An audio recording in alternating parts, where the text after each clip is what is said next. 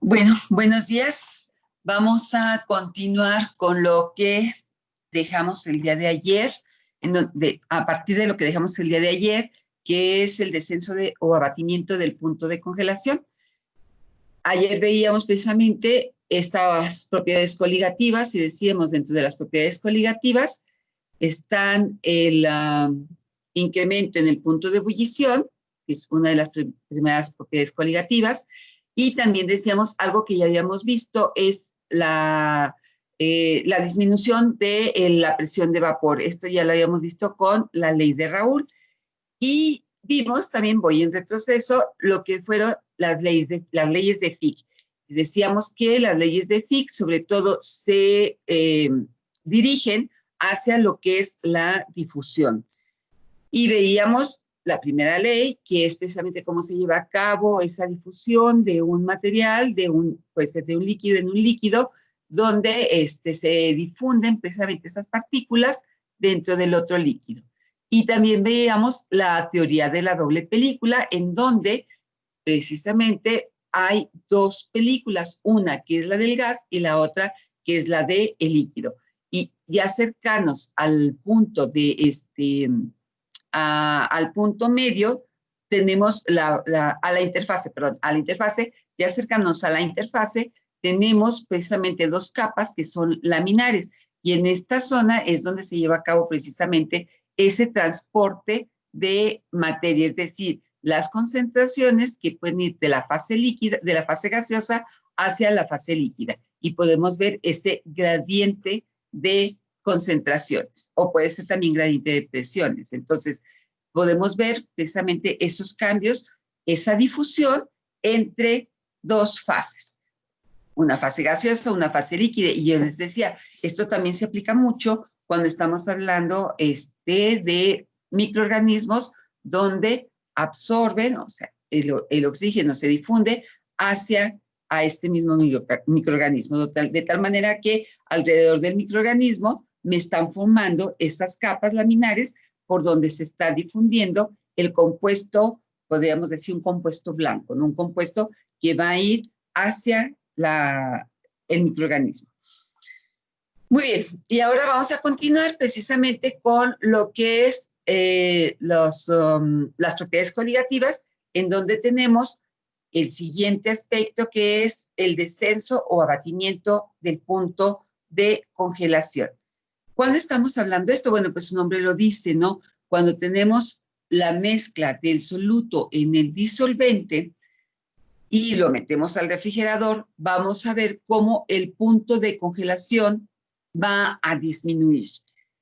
Por ejemplo, el del agua decimos que es a 4 grados Celsius ya empieza a congelarse, a los 0 ya está congelado. ¿Qué pasa cuando agrego un soluto? Bueno, pues va a hacer que el punto de congelamiento sea mucho más bajo. ¿Cómo podemos ver esto? Si nosotros tenemos un sistema, un proceso en el cual la presión permanece constante, entonces aquí nuevamente entra aquí en la ley de Raoult. Hay una disminución de la presión de vapor de la solución por la adición del soluto no volátil, lo que les acabo de decir.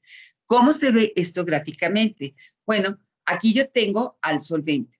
Digamos que puede ser agua, donde tenemos sus diferentes fases, ¿no? Esta gráfica ustedes ya la conocen muy bien, de tal manera que en esta región yo tengo el líquido, aquí el sólido, y bueno, mi región de vapor. Y tenemos aquí su punto triple, y aquí empieza mi punto de solidificación, o sea, a partir de aquí empieza la solidificación, el sólido. Entonces, si yo tengo un solvente al cual le agrego el soluto no volátil, ¿qué es lo que va a pasar? Pues me va a disminuir, precisamente esta línea azul me está marcando cómo está cambiando la condición de congelación.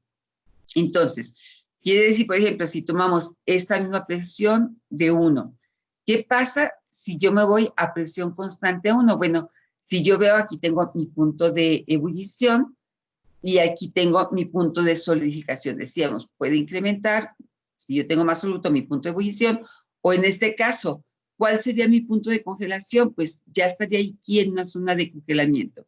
¿Qué pasa si yo tengo ya esa forma, esa solución con el soluto no volátil? Pues entonces mi punto de congelación va a disminuir. Quiere decir que aquí yo voy a tener por un lado, el punto de congelación de mi solvente puro y además tengo el punto de congelación ya de mi solución. Yo aquí empiezo mi congelamiento y si yo agrego el soluto, va a caer ese punto de congelamiento. Entonces, podemos ver que de este punto triple hacia el punto donde estamos marcando la línea azul, hay una caída en el punto de congelamiento. O sea, la temperatura, acuérdense, están aquí en el eje de las abscisas. Entonces, ¿qué me está marcando? Yo aquí inicio y finalmente voy a tener esa caída en el punto de congelamiento. ¿Cómo lo podemos ver? Bueno, yo marco aquí precisamente mi continuidad de esta línea para mi fase sólida. Aquí tengo mi punto triple, aquí el punto de la solución, de tal manera que tengo nuevamente la caída de la presión y además mi caída de la temperatura, ¿de acuerdo? Donde estoy marcando este punto. Entonces, esta caída de temperatura es la caída de temperatura de mi solución con el solvente y el soluto. Por eso es una solución. Entonces, bajo las mismas consideraciones que hicimos para el incremento en el punto de ebullición, que decíamos, si yo tengo el 1 que me está marcando el soluto, perdón, el disolvente, el 1 es el disolvente, el 2 es el soluto. Entonces, si yo tengo mi potencial químico, que acuérdense, este potencial químico, ¿de dónde resulta? Pues resulta de la energía de Gibbs. Entonces, si yo tengo mi potencial químico para mi disolvente, bajo condiciones de ¿quién? De temperatura, presión y la fracción molar del compuesto puro, en la fase líquida va a ser igual en el equilibrio, acuérdense, estamos hablando del equilibrio, va a ser igual al potencial que yo tenga de esa solución en la fase sólida bajo condiciones de temperatura y presión. De tal manera que trabajando las ecuaciones, acuérdense esta relación de Gibbs-Helmholtz, entonces podemos tener precisamente la expresión para quién, para mi fracción molar, que va a ser una función de la variación de calor o de entalpía para el punto de fusión, y las temperaturas, que en este caso sería la temperatura, la TF asterisco, que sería mi temperatura del disolvente puro cuando tengo solamente al disolvente. En este caso sería la temperatura de congelación o congelamiento y la temperatura de mi solución en esta condición. ¿Cómo sería mi temperatura? ¿A quién pertenece? Pues a la solución. Entonces, esa sería temperatura de congelación de la solución. De tal manera que entonces la variación de la temperatura, en este caso para el congelamiento, ¿cómo va a estar expresado? Pues es la relación de TF asterisco menos T, que decíamos, TF asterisco es para mi disolvente puro y la temperatura, la T solamente es la temperatura de congelamiento para la solución ideal.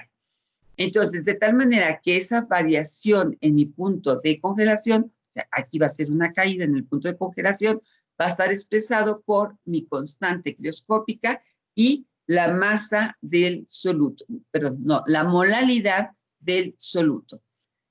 De tal manera que entonces, si trabajamos en función de la molalidad y la ecuación de Gibbs-Helmholtz, entonces tenemos que la constante crioscópica va a ser igual a ¿quién?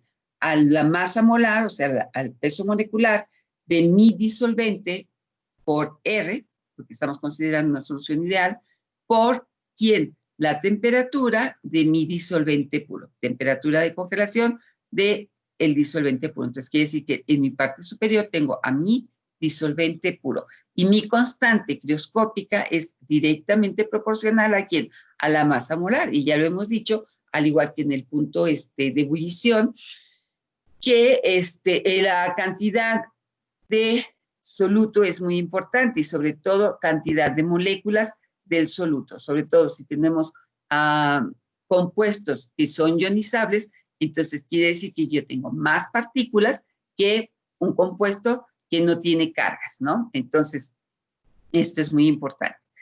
Y esto está dividido entre ¿quién? Entre el calor de fusión, o sea, la entalpía de fusión.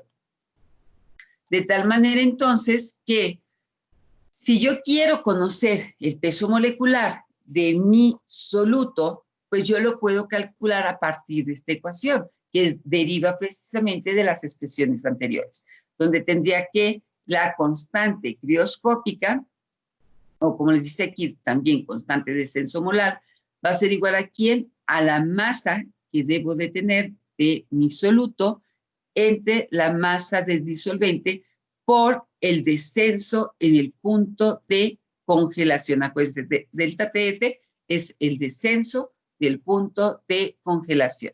Entonces, de tal manera que así yo puedo calcular mi peso molecular. Por un lado, puedo conocer lo que es la constante o lo que puedo tener en la fracción molar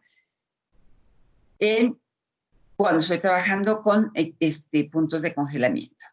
Entonces, ahora, igual que con el punto de ebullición, el incremento en el punto de ebullición como propiedad coligativa, tenemos tablas donde podemos encontrar las constantes crioscópicas o constantes de congelación del punto de congelación para diferentes compuestos con sus diferentes puntos de fusión. Entonces, por ejemplo, para el agua, la constante crioscópica es de 1.86 con un punto de fusión de 233.15, es decir, a 0 grados Celsius. Para el ácido acético sería 390 y así, etcétera, ¿no? Si vemos el alcanfor, es el que tiene el mayor punto crioscópico, o sea, constante crioscópica, con un punto de fusión de solidificación de 451.55. Entonces, tenemos precisamente este punto, que es el más alto, y esto se debe a que, precisamente, a la estructura química del alcanfor y su peso molecular, por supuesto. Bien, entonces, ahora, ¿dónde es que aplicamos precisamente estas tres propiedades coligativas? Sobre todo para sistemas biológicos. Pues una, decíamos, el abatimiento de la presión de vapor en una solución va a facilitar que lo que es la degradación y la liofilización. ¿Por qué? Porque estamos, por ejemplo, si utilizan, por ejemplo, un sistema de liofilización, ¿qué es lo que pasa?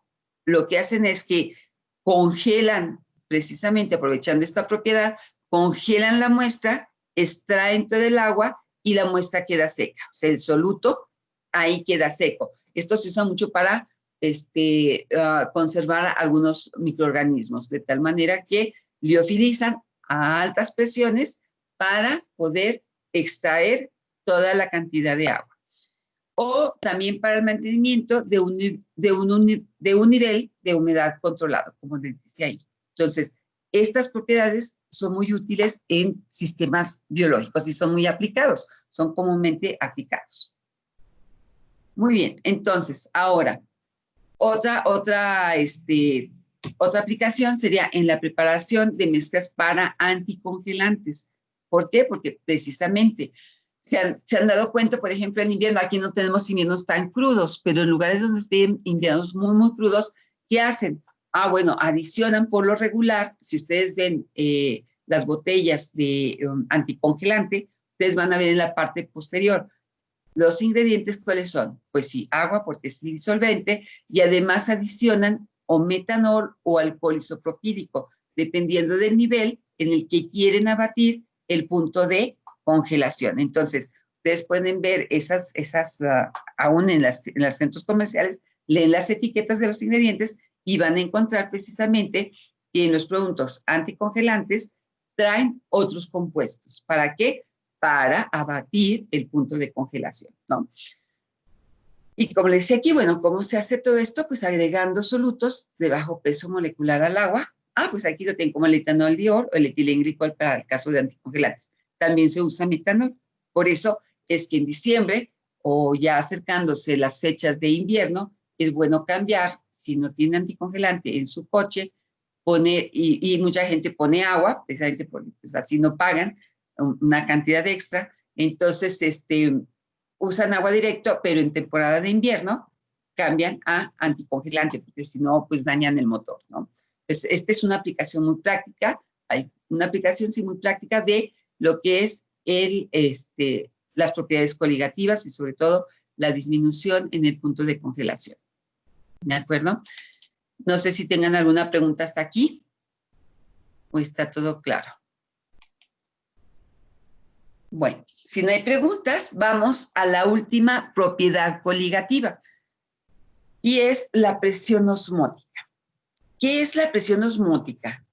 Bueno, la presión osmótica fue estudiada desde hace mucho tiempo, desde el siglo XVIII, en donde precisamente el francés Jean-Antoine Nollet vio, él realmente fue casi que de una manera por error, porque dejó una vejiga, no me acuerdo si era de res o de puerco, creo que era de res porque es más grande, una vejiga de res con vino para protegerlo, lo metió a un recipiente con agua y entonces ahí lo dejó para, pues yo creo que también para enfriarlo, porque allá es muy frío, entonces en el agua estaría fría, entraría el vino, el vino en la vejiga, entraría ahí a esta tina con agua, y entonces lo que empezó a observar es que la vejiga comenzó a inflamarse hasta que tronó. Entonces, eso le dio curiosidad para saber qué era lo que estaba pasando. Entonces, ¿qué empezó a estudiar? Pues precisamente ver por qué el agua había penetrado hacia la vejiga. Y entonces empezó a darse cuenta que la vejiga, por ejemplo, aquí tengo este esquema, donde tengo así como un pistón, una serie de pistones, y él tenía la vejiga, entonces vio que la vejiga estaba actuando como una membrana semipermeable, lo cual permitía entrar a, a donde tenía el vino, que era al interior de la vejiga, una cantidad de pues, materiales que se encontraban en el agua, pues las moléculas de agua mismas, ¿no? Entonces, al entrar hizo que se incrementara la presión, ¿sí? Entonces, al incrementar la presión, pues tronó el material que está usando él para guardar su vino. Entonces, de tal manera que aquí podemos verlo de manera más clara. ¿Qué pasa cuando yo tengo soluciones y estas las pongo inmersas en algún otro sistema? Y si esta parte donde yo la tengo es algo semipermeable, pues va a permitir que entre esos componentes de la solución hacia una parte más concentrada. De tal manera que esto va a hacer que incremente la presión. Lo podemos ver en esta segunda imagen, donde tenemos que una membrana semipermeable, nuevamente, tengo los círculos rojos, las esferas rojas, que son las moléculas de soluto, y las esferas blancas, que son las moléculas de agua. En donde, si yo aplico una presión, ¿qué va a pasar? Estas moléculas de soluto van a pasar a través de la membrana semipermeable hacia la parte donde tengo agua, un poco de agua, porque también las moléculas de agua van a estar pasando, pero realmente lo que está pasando principalmente es el soluto. Y al pasar este soluto, ¿qué está haciendo? Que la presión se desplace y se incremente. Y entonces, precisamente a esta variación de presión es lo que se conoce como presión osmótica y la representamos por pi.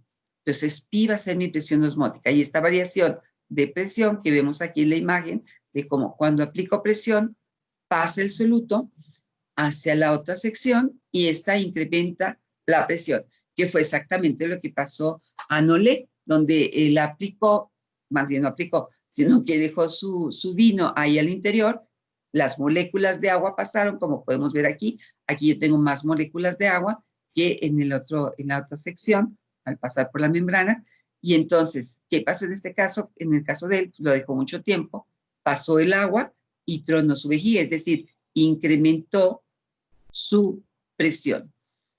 ¿De acuerdo? Entonces, ¿qué podemos decir? Que la presión osmótica es la presión particular que ocasiona que el flujo se reduzca a cero. Es decir, va a llegar un momento en equilibrio que ya no va a poder pasar más soluto. Entonces, nuevamente, ¿qué es lo que me explica precisamente lo que está pasando en una presión osmótica, igual que al incremento y al descenso del punto de congelación o el incremento del punto de ebullición?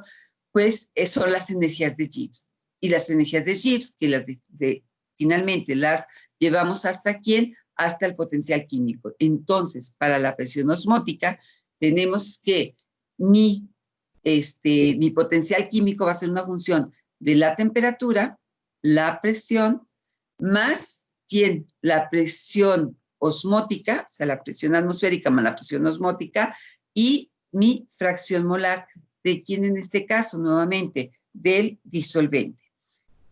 Y decimos, como está en equilibrio, va a ser igual a quién? A mi solvente puro, bajo condiciones de temperatura y presión en el caso del potencial químico. Es una manera de expresarlo.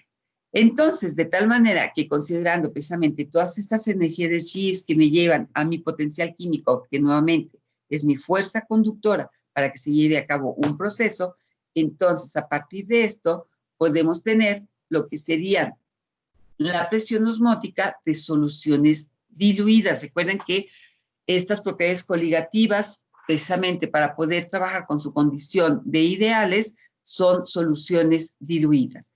De tal manera entonces que la presión osmótica va a ser igual a ¿quién?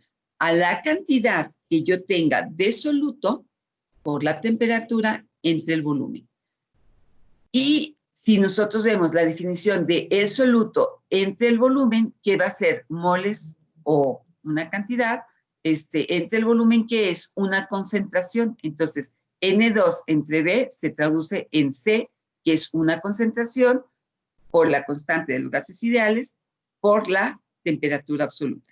Y esta expresión de la presión osmótica pi se conoce, o quien la obtuvo fue Van Hoff. Entonces, esta es la ecuación de la presión osmótica de Van Hoff. ¿De acuerdo? Y entonces, quiere decir que bajo condiciones isotérmicas, la presión osmótica de una solución diluida va a ser idéntica a ¿quién? A la presión que va a ejercer el soluto si fuera un gas perfecto y que ocupa el mismo volumen que la disolución. Es decir, yo tengo mi sistema donde estoy pasando estas moléculas, que es lo que acabamos de ver. Entonces, de tal manera que la presión osmótica, ya para una solución concentrada, entonces ahora sí tengo que considerar ¿quién? A la presión de vapor del solvente puro entre la presión de la disolución, ¿de acuerdo? O sea, es decir, de la solución. Ya no solamente es la concentración con respecto a lo que estoy adicionando de solutos, sino que ahora entran en juego las presiones, ¿sí? Que esto sería a quién me conduciría esta relación de presiones, pues a la fugacidad o a la actividad, en el caso de líquidos, a la actividad, ¿no? Entonces esto me está relacionando precisamente ya a una condición pues real. Entonces, continuando con esto, ¿cómo relacionamos? Ay, perdón. ¿Cómo podemos relacionar precisamente estas propiedades coligativas? ¿Sí?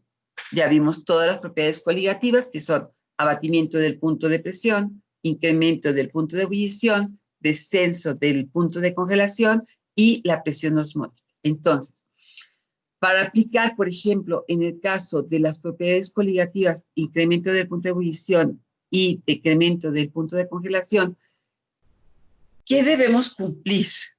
Primero, que las soluciones sean diluidas. O sea, este es un requisito. Las soluciones deben de ser diluidas. Otro requisito es que para poderlas aplicar es que el solvente puro es el que se debe congelar o evaporar. Lo que les decía en la liofilización, ¿no? Cuando entra a liofilización, hay un congelamiento y después evaporación del agua. Otra consideración dentro de estas propiedades es que el soluto no debe ser volátil en el punto de ebullición, ¿sí? Por ejemplo, la sal no es volátil, la sacarosa no es volátil, el ácido cítrico no es volátil, y bueno, toda una gran cantidad de, por ejemplo, sulfato de sodio, etcétera, ¿no? Cloruro de calcio, qué sé yo. Entonces, todos estos compuestos que son los solutos no deben de ser volátiles. Es otro requisito para trabajar con las propiedades coligativas. Otro es que los solutos no deben de ser solubles en el solvente sólido, sobre todo cuando estamos hablando del punto de abatimiento de congelación, perdón, de abatimiento del punto de congelación. Entonces, el soluto no debe de ser soluble. Ahora, bueno, esto con respecto precisamente a lo que serían las propiedades coligativas. Bien, vamos a ver el último punto para terminar la unidad, porque ya vimos lo que son el equilibrio entre fases, que decíamos, esto lo vemos con el factor F, que es que el factor de varianza que me dice cuántas variables yo tengo que trabajar en un sistema de fases. Eso ya lo vimos desde la unidad pasada. Y vamos a ver finalmente los tipos y propiedades de mezclas binarias. Cuando estamos hablando de este punto, ¿a qué nos estamos refiriendo? A algo que ya también hemos visto desde el punto de vista del equilibrio entre fases. Y decimos, si tengo mezclas binarias, entonces puedo tener una mezcla gas-gas, una mezcla líquido-gas o una mezcla líquido-sólido o líquido-líquido. Estas son conocidas como mezclas binarias desde el punto de vista de su estado de agregación. ¿Cómo podemos ver precisamente cuando yo tengo ese tipo de mezclas y ver su composición? Bueno, aquí ustedes tienen un triángulo, que esto es para mezclas ternarias. Yo tengo tres componentes puros, donde tengo A, B y C, y a esta mezcla de tres componentes se conoce como mezcla ternaria. Cada una de las líneas del triángulo, los lados del triángulo, sus lados, cada una de sus lados, me está indicando una mezcla binaria. Ay, déjenme lo pongo. Entonces, por ejemplo, yo tengo una mezcla binaria de A con C, de C con B o de A con B. Entonces, los lados del triángulo, un triángulo equilátero, nos están dando las mezclas binarias. Y si yo quiero conocer algo dentro del triángulo equilátero, pues entonces dentro de este triángulo yo tengo precisamente una mezcla ternaria. Por ejemplo, en este punto yo tendría una mezcla ternaria donde está compuesto por C, por A y por B. Entonces, bueno, como les mostraba ahorita, ¿cómo es que se trabaja con este tipo de triángulos? Bueno, lo que yo tengo aquí, por ejemplo, es que las líneas que son perpendiculares al punto equilátero de A, por ejemplo, si yo pongo esta línea de manera perpendicular, me va a dar la concentración de A. Si yo veo en el punto B, para mi punto B, entonces mi línea va a ser, ¿cómo voy a leer la concentración? Las líneas que están opuestas a este punto. Y para C, entonces serían mis líneas opuestas a este punto. Sí, a su punto equilátero. Entonces, ¿para qué nos sirve precisamente lo que les decía? Porque hay veces que tenemos una mezcla de diferentes concentraciones, porcentajes podría ser. Generalmente manejamos porcentajes en esta imagen, en el triángulo, cuando hablamos de mezclas ternarias. Entonces, ¿qué me está diciendo? Aquí decíamos, en los lados del triángulo tenemos las mezclas binarias. ¿Qué me está diciendo? Conforme me estoy retirando del punto C Bueno, que estoy perdiendo concentración del punto C y estoy teniendo solamente el componente A. Si agarro AB, el lado AB, quiere decir que en A, pues tengo el 100% de mi compuesto puro, o mi solución pura, y conforme voy desplazándome de A hacia B, se va incrementando, ¿quién? La concentración de mi componente B. Y lo mismo si hago de B a C. Conforme me vaya retirando de B hacia C, va a ir concentrándose más. Ay, aquí, perdón, esta es la concentración de C se va a ir haciendo más fuerte hacia el punto C. ¿De acuerdo? B lo voy perdiendo hasta llegar a C. Aquí sería también B, C. Aquí sería C, que voy concentrando hacia su punto equidistante. Entonces, bueno, aquí tendríamos, por ejemplo, en el caso de C, en su punto decimos, aquí yo tengo mi 100%, o sea, mi componente puro. Conforme me voy retirando de C, ¿qué voy haciendo? Voy perdiendo, ¿qué va pasando? Voy perdiendo un porcentaje. Entonces tengo en C el 100%, la siguiente línea sería el 80% de C, el siguiente 60% de C, que va en forma, se digan, perpendicular. Si yo tomo desde su punto en C, este va a ser de una forma perpendicular si me voy en línea recta. Entonces es perpendicular conforme yo voy perdiendo la concentración de C. Entonces, hasta llegar precisamente donde tengo AB, que C ya no existe.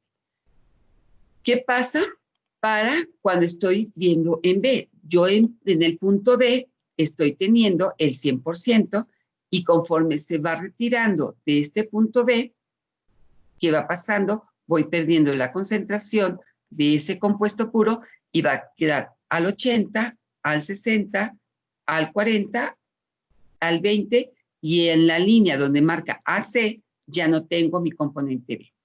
Y lo mismo pasa con A. Entonces quiere decir que conforme me retire de su punto, entonces del 100%, voy a perder la concentración de A. Y aquí podemos ver precisamente cómo podemos hacer la lectura. Es el 80, el 60, el 40 y el 20%. Si está comprendido esta parte de las mezclas ternarias, que estoy partiendo de mezclas binarias. Si yo quiero la mezcla ternaria, va a ser al interior del triángulo equilátero. ¿Sí está claro?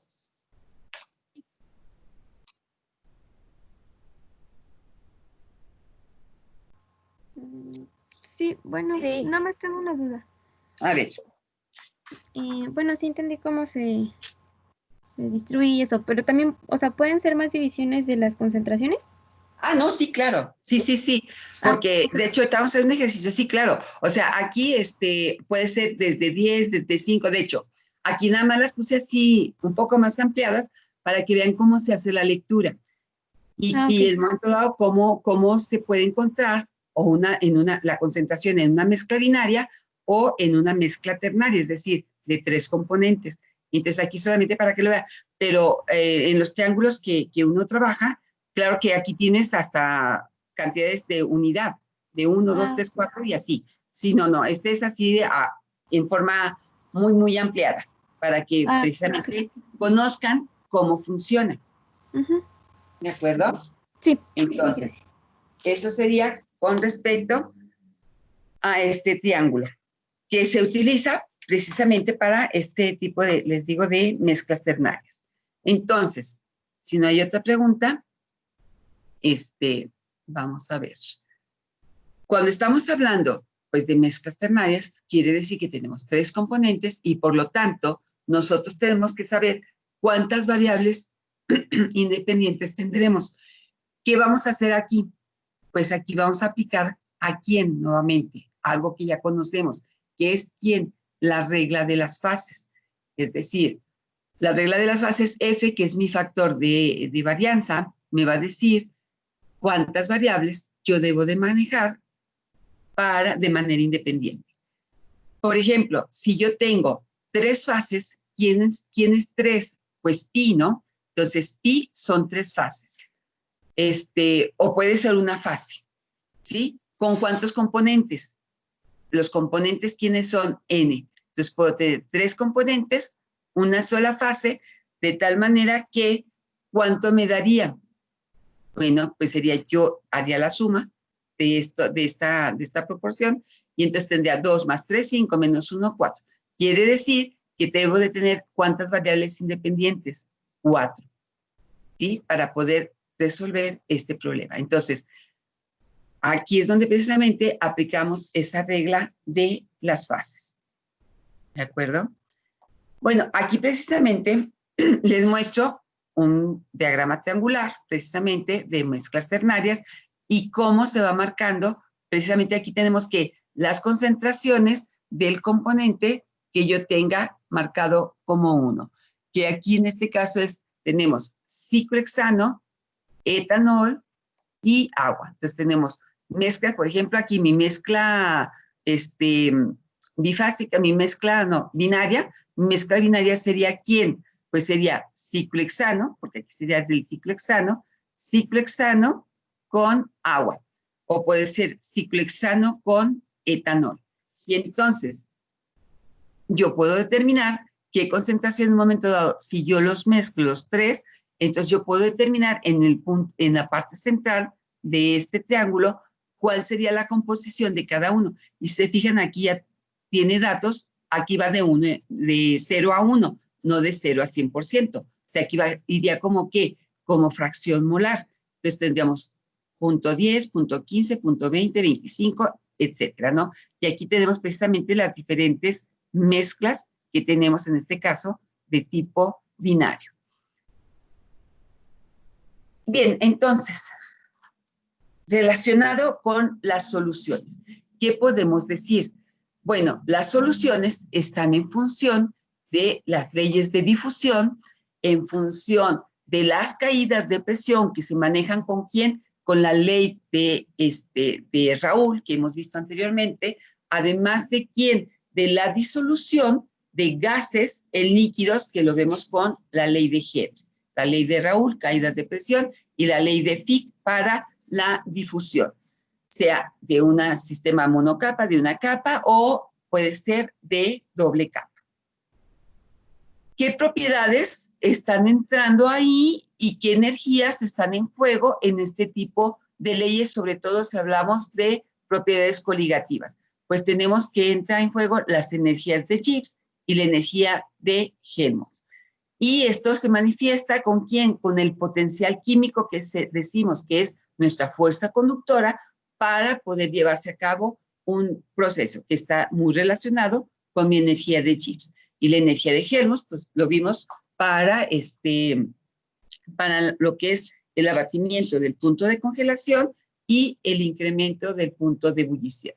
Aún así también vimos quién, en cierta manera, también la aplicación de Clausius-Clapeyron. Bien, pues con esto terminamos la unidad, ya terminamos la siguiente unidad. No sé si tengan alguna pregunta.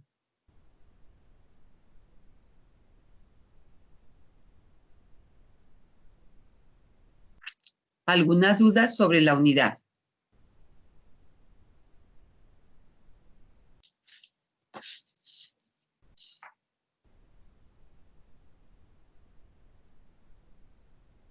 ¿No?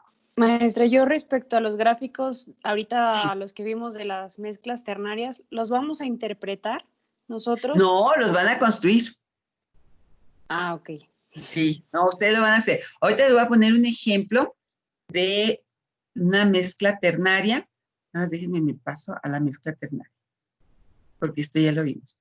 Bueno, aquí tienen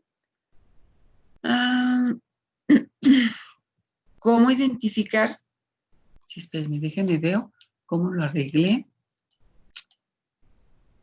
Cómo identificar, por ejemplo, fíjense, es que estoy buscando, sí, es esta. Ajá, entonces, aquí, por ejemplo, si ustedes tienen esta mezcla donde tengo que mi compuesto A está formado por un 10%, B el 80% y C el 10%. Esta tengo una solución, una mezcla ternaria, compuesta por A, B y C. Tengo esta otra, la tercera columna, que es otra solución, que está compuesta con un 17% de A, un 65% de B y un 18% de C. Y esta tercera mezcla, que es 30% de A, 20% de B y 50% de C. ¿Cómo puedo yo representar estas tres mezclas ternarias para ver cómo quedaría mi mezcla? ¿Sí? Entonces, si yo me voy a mi diagrama triangular, entonces, ¿qué tendría? Bueno, la primera mezcla decíamos que es para A, 10%, para B, a ver, déjenme me regreso, para A, 10%, para B, 80% y para C, 10%. Entonces, ¿cómo lo puedo representar en mi diagrama triangular? Bueno, yo digo, si es 10% de A, ¿dónde estaría A? Bueno, A sería aquí. Mi A sería aquí un 10%, ¿no? Si yo veo la línea, aquí sería por esta zona. Y entonces, luego tengo que B 80%, B 80%, es decir, este sería el 10% de A, me voy así con la línea, 80% de B y tenemos 10% de C. Entonces, quiere decir que mi punto va a quedar más o menos a esta altura, porque aquí tendría C, ¿quién sería? C estaría aquí, ¿no? Sería un 10% de C, el 80% de B y el 10% de A. ¿Sí lo identifican? ¿Cómo le haré para...? Les voy a subir un diagrama triangular, eso se me olvidó subirlo a la plataforma. Les voy a subir al aula virtual un diagrama triangular para que lo puedan imprimir y lo puedan utilizar. Estoy pensando, ojalá y se les salga para que les salga bien el triángulo y ahí ustedes puedan identificar precisamente la mezcla ternaria. ¿Dónde va a estar mi mezcla ternaria? Entonces, quiere decir que aquí, en este punto, tengo mi mezcla ternaria. Ahora, la siguiente solución me decía que era, ¿cuánto? 17% de A, 65% de B y 18% de C. Bueno, entonces, bueno, ya lo puse. Entonces, quiere decir que tengo de A 17%, quiere decir que está muy cercano aquí, ¿no? 17%. Y luego, 65% de B, ¿dónde quedaría 65%? Bueno, pues aquí estaría 60, 70, entonces a lo mejor iríamos por aquí un 65 más o menos, y luego 18% de C. Entonces, esta sería C, el 18% quedaría por aquí. De tal manera que entonces mi punto sería aquí, 17% de A, 17% de A, 18% de C y 65% de B. ¿Sí les queda claro cómo manejarlo? Maestra, ¿Sí? realmente solo basta con dos compuestos, ¿no? Porque pues es un plano. Ajá, bueno, sí, claro, porque esta sería, para dos compuestos, ¿cómo sería? Bueno, entonces yo estaría trabajando en los lados del triángulo equilátero, ¿sí? Como el diagrama que tenemos acá, si yo trabajo con esta mezcla binaria, entonces estaría trabajando ¿en dónde? En este lado del triángulo. Este diagrama, por ejemplo, que les indica el límite precisamente en donde yo puedo formar esa mezcla ternaria. ¿Se fijan? Yo estoy partiendo, por ejemplo, aquí de una concentración de etanol ciclohexano, aquí en esta zona. Entonces, yo puedo estar manejando qué fracción yo tengo de cada uno de los componentes. Aquí tendría yo más ciclohexano y aquí más etanol. Entonces, esta línea realmente me está dividiendo a esta mezcla ternaria. Por encima de esta línea ya no vamos a poder formar mezclas ternarias. Esta zona me quedaría sin formación. De hecho, esto se usa mucho también para mezclas azeotrópicas, donde estamos viendo esas composiciones. Entonces, mis mezclas binarias, ¿dónde van a quedar? En la parte de los lados del triángulo, es decir, Aquí, por ejemplo, si yo dijera, ah, bueno, necesito o tengo una mezcla con 10% de B y un 20% de A. Entonces, tengo que, mi 20% ¿dónde sería? Aquí. Y mi 10% de B, ¿dónde sería?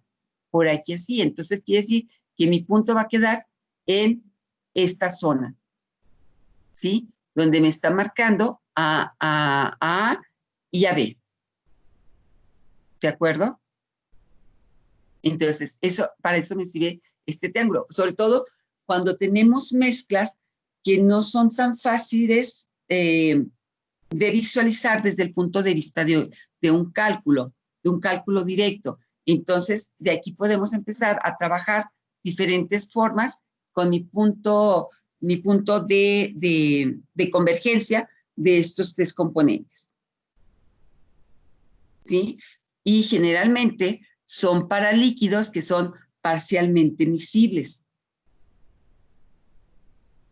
¿Sí quedó claro? ¿Sí me expliqué? Sí. ¿Sí? Ok. El tercer punto que decíamos que A sería 30%, B el 20% y C el 50%. Entonces, ¿cómo me quedaría ese punto? Bueno, A me dice que es el 30%, entonces quiere decir que A es el 30%, B es el 50%, ¿y dónde estaría? B sería este. No, B 20% y C 50%. Entonces, el 50% de C estaría aquí, 50%, y para B sería el 20%. Entonces, mi punto ternario quedaría en esta zona. ¿De acuerdo? Entonces, esa es una manera sencilla de poder localizar algo que ya tengo. ¿Qué pasa cuando yo quiero obtener precisamente la cantidad de lo que yo tengo en esa mezcla ternaria una vez formada esta mezcla ternaria, qué cantidad tengo del componente? Porque aquí estamos viendo ya los porcentajes, pero al momento en que ustedes unen estos tres porcentajes, ¿qué va a pasar? Pues ya no van a saber qué concentración tienen exactamente, ¿sí? Porque es la mezcla de tres compuestos. Lo mismo aquí, si yo mezclo dos compuestos con dos composiciones, bueno, yo debo de obtener la composición de esa mezcla binaria, por ejemplo, no sé, la cantidad en masa del componente A o la cantidad en masa del componente C. Porque a lo mejor conozco uno, pero no conozco el otro, porque ya una vez mezclados, ya no los tengo. Entonces, una manera de poderlo calcular es con un diagrama triangular. Y aquí yo, por ejemplo, yo puedo calcular la cantidad de masa en la solución que tengo de mi componente. ¿Sí me explico? Vamos a hacer un ejercicio precisamente el día de mañana, si quieren, para hacerlo yo ya completo. Ah, no, mañana tenemos el laboratorio. Pero el viernes hacemos un ejercicio precisamente para que vean para qué me sirve, porque ahorita, bueno, pues sí es muy fácil localizar el punto, pero no nada más es el localizar el punto, sino saber qué cantidad yo voy a tener de algunos de los componentes o de los tres componentes cuando yo estoy formando esta mezcla. Por eso es que utilizamos la regla de las fases para saber cuántas variables yo voy a tener para poder trabajar, o debo de tener para poder trabajar. Y la regla de las fases, decíamos, se manifiesta con quién, con F, que es, también le conocíamos como el factor de varianza. Y este me va a dar el número de variables independientes que debemos tener. Entonces, aquí este triángulo, ahorita les digo, fue para que ustedes se ubiquen cómo trabajar con el triángulo. Pero realmente, lo que necesitamos aquí no solamente es identificar, ¿dónde me queda el punto? Sino cuál es la composición en este punto que yo tengo de cada uno de esos componentes. ¿De acuerdo? O sea, porque aquí sí tengo fácilmente, pero imagínense que tienen la mezcla de esos tres componentes en diferentes porcentajes y al final, ¿qué me queda? ¿Qué cantidades me queda de cada uno de los componentes? Entonces, vamos a ver precisamente cómo se calcula esas cantidades. Vamos a utilizar lo que serían las propiedades del triángulo, básicamente. del triángulo. Voy a subir el triángulo para que ustedes lo tengan, para en el problema que vamos a trabajar el viernes, ustedes puedan identificar y decirme si les presenta alguna dificultad, precisamente trabajar con el triángulo y yo tratar de resolverles sus dudas. ¿De acuerdo? Con respecto a lo que vimos en la parte teórica, ¿hay alguna duda?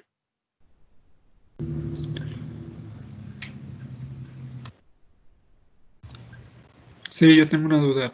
¿Qué pasó, Víctor? En el caso de todos estos temas, Sí. ¿se podrían aplicar a mezclas de todavía más componentes? Sí, bueno, sí lo puedes hacer, pero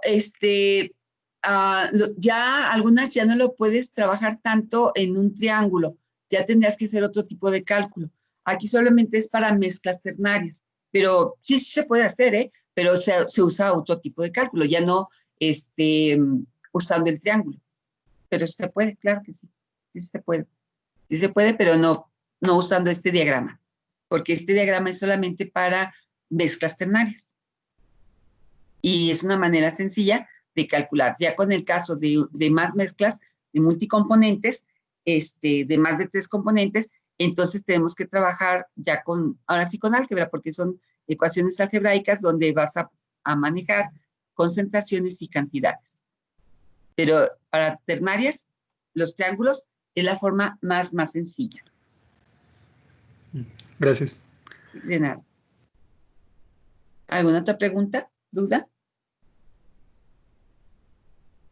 De hecho, pues aquí también se aplica mucho pues el álgebra. Son básicamente despejes. Mañana, el viernes, perdón, vamos a ver precisamente cómo se aplica este triángulo. Ok, con respecto a las propiedades coligativas, a la ley de Fick, de Henry, de Raúl, ¿alguna duda desde el punto de vista teórico? ¿O si quedó claro? ¿No hay dudas? Bueno, No. entonces, si no hay dudas, pues ya terminamos esta unidad 3. Vamos a comenzar la siguiente semana con la unidad 4, que sería todo lo que es cinética, que es muy importante también, porque precisamente nos habla de los diferentes órdenes de las reacciones, que posiblemente ya han visto algo en algunas otras materias, y pues vamos a ver precisamente cómo se expresa matemáticamente, que aquí incluyen precisamente a la constante de Michaelis, o sea, la cinética de Michaelis, entra dentro de las reacciones de orden 0 y 1. Entonces vamos a ver precisamente cómo es que Michaelis, bueno, no la de Michaelis, ¿no? Sino en general, cómo es que se manejan las diferentes cinéticas químicas para reacciones homogéneas, ¿sí? Es la forma más sencilla de empezar a estudiar la cinética. ¿De acuerdo? Entonces, bueno, si no hay ninguna duda, nos estamos viendo mañana. Acuérdense de estudiar las propiedades coligativas, muy bien, porque va a haber un pequeño examen y bueno, ustedes me van a explicar un poco qué fue lo que entendieron de los videos que les subía ahí en el aula virtual, donde están las diferentes propiedades coligativas muy bien explicadas, ya con experimentos en laboratorio, cómo están viendo las temperaturas para incremento de punto de ebullición, decremento de punto de ebullición, para diferentes soluciones, y además aquí a la presión osmótica, ¿no? Ahí vieron precisamente cómo es que pasa el solvente hacia una zona donde va a estar concentrándose y va a incrementar la presión, ¿de acuerdo? Entonces, si no hay más preguntas, nos vemos el día de mañana. Muchas gracias. Gracias, Miss. De nada. Gracias, maestra. De nada.